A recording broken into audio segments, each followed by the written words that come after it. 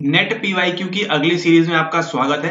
आज हम बात करेंगे ट्राइक्रोमेटिक सिद्धांत की। आप सभी जानते हैं क्रोमा क्या होता है, क्रोमा की क्या होती है। अगर आप थोड़ी सी भी वीडियो की एडिटिंग वगैरह जानते होंगे तो आपको इन शब्दों को आपने सुना होगा। आपकी आंखें जब किसी चीजों को देखती हैं तो क्या होता है, उनका प्रतिबिंब पड़ता है कहाँ पे, आपके रेटिना के ऊपर, ठीक है। और इस प्रकार से आप चीजों को देखते हैं। लेकिन जो बेसिक थ्योरी बताई गई है कि हम कौन से रंगों को हम पहले पकड़ते हैं या कौन से रंग हमको सहायता करते हैं, ठीक है, रंग बनाने के लिए, उतना हमको डिटेल में नहीं जाना है अभी के लिए। हमको सिर्फ करेक्ट आंसर पे पहुंचना है। जब भी बात होगी त्रिवर्णात्मक सिद्धांत यानी कि ट्राइक्रोमेटिक थ्योरी की, जब भी बात होगी, आपको आज के बाद तीन रंग हमेशा याद रखने हैं। कौन कौन सा?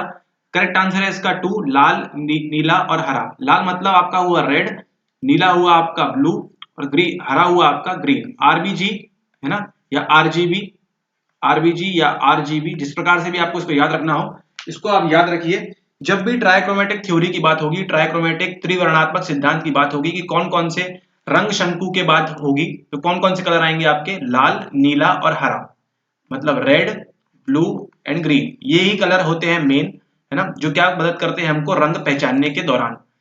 आपको मालूम है आपकी आंखों में क्या होते हैं, शंकु और दंड, ठीक है। तो ये जो रंग शंकु के तीन प्रकार हैं, ये कौन कौन से हैं, लाल, नीला और हरा, ठीक है। इस बात को आप ध्यान रखें।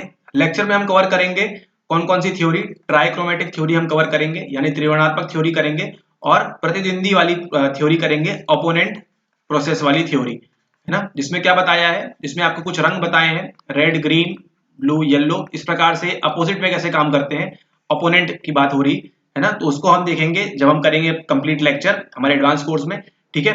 तो इस प्रकार से आपको ये याद रखना है बस कि लाल, नीला और हरा किस प्रकार से आपको क्या करता है, रंग पहचानने में, रंग शंकु है आपके, आपकी आंखों के, ठीक है। ये कहती है आपकी ट्राइक्रोमेटिक यानी त्रिवर्णात्मक थ्योरी। ओके, चलिए अब आ जाइए इस प्रश्न के ऊपर। सूची एक और सूची दो को सुमेलित कीजिए। हम कर रहे हैं हमारे क्या, पीवाईक्यूज। नीचे दिए गए कूटों में सही उत्तर को चुनना है। सूची वन में दी हुई है अवधारणा ए बी सी डी और मनोवैज्ञानिक के नाम दिए हुए हैं 1 2 3 4 कि किसने कौन सी अवधारणा का लाया या इस्तेमाल किया, ठीक है। आपको दिया हुआ है मानसिक आयु यानी कि मेंटल एज, ऑलराइट, तो इसका फॉर्मूला आपको याद होना चाहिए। दूसरा है आपका बुद्धि लब्धांक, तीसरा है आपका मानसिक परीक्षण और चौथा है आपका चतुष्टय समीकरण, ठीक है।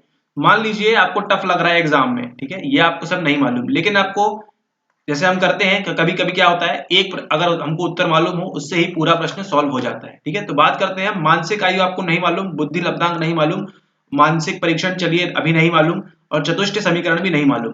अब हम नाम पढ़ते हैं मनोवैज्ञानिकों के, स्टर्न, बिनेट, स्पीयरमैन और जेएम कैटल। जैसे ही आप जेएम कैटल नाम पढ़ते हैं, आपको क्या याद आता है, आपको याद आता है इंटेलिजेंस, है ना, इंटेलिजेंस याद आता है। इसने क्या किया था, कुछ परीक्षण किए थे, है ना। अब हम मनोविज्ञान पढ़ रहे हैं तो किसके बाद परीक्षण होंगे, ऑब्वियसली वो मानसिक परीक्षण होंगे, है ना। कैटल का भी एक परीक्षण था, जैसे एल्फोर्ड एल्पोर्ट का था। इस प्रकार से जो भी परीक्षण हुए हैं, जेएम कैटल जो है, इनका भी क्या था, एक परीक्षण था।